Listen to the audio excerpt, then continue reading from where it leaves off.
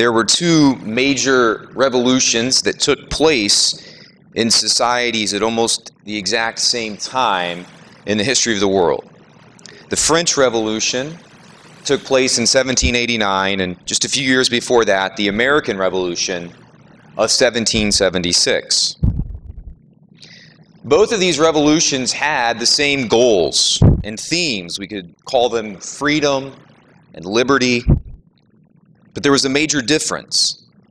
The French Revolution became very quickly a secular one. And by that, what I mean is a kind of expelling religion out of everything to do with it. So sort of a non-religious movement was at the heart of the French Revolution very early on. Our revolution, on the other hand, the American Revolution, also seeking freedom and liberty, but it's clear that even a person who reads the founding documents of our country or the founding fathers who contributed, it's very clear that what was going on in America was a very non-secular revolution.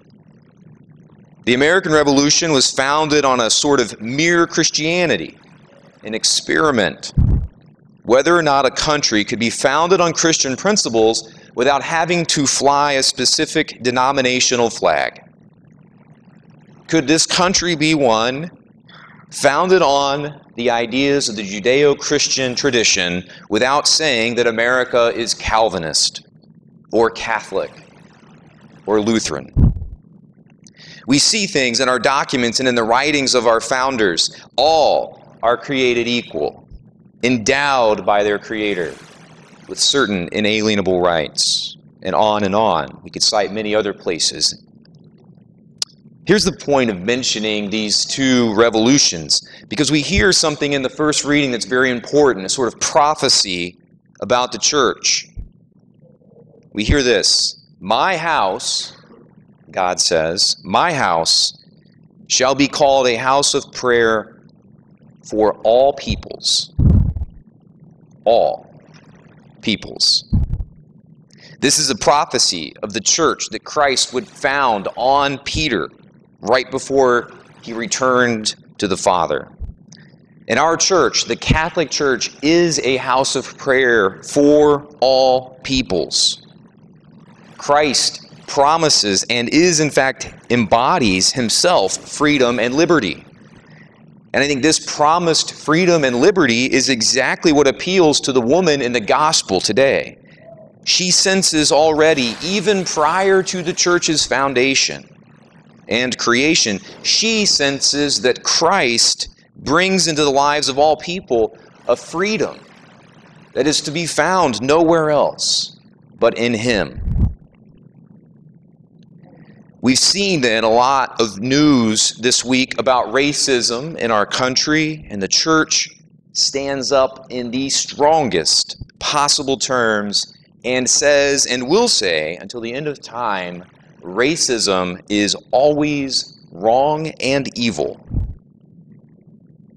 At the core of the church's teaching on how we are to engage each other as a society and as populations of people and nations is the idea that every human being is made in the image and likeness of God. Every single one.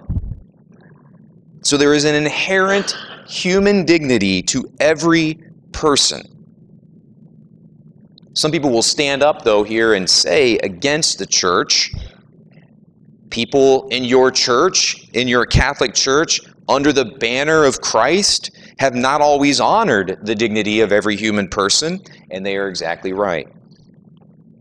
But what the church and us as Catholics would counter is that we are well aware of the shortcomings and failings of not only ourselves, but others who preceded us under the banner of Christ. But even in the failings, we see something very fascinating. The way in which we criticize those failings is by using the language of the church, using the language of Christ, using the idea that all people are created with a human dignity. That's what we use to criticize those who had slaves.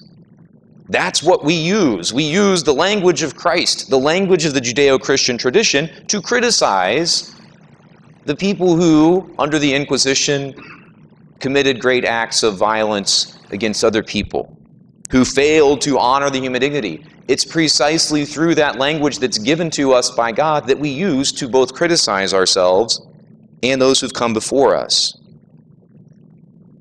Yes, women were not equal to men in 1776 in our laws. Slavery remained after 1776, but those injustices were rooted out precisely by a deeper reflection on the Judeo-Christian principles that the country was founded on. Some secularists will also then stand up in our country today and say, look, we acknowledge that Christianity took the ball and did some really good things and advanced it down the field. You all did a few decent things to get us to this point, said some nice flowery things that this country's constitution was written on, but now we no longer need you as Christians. We no longer need to have a society rooted in these principles of Judeo-Christianity. So we are now post-Christian, people will say.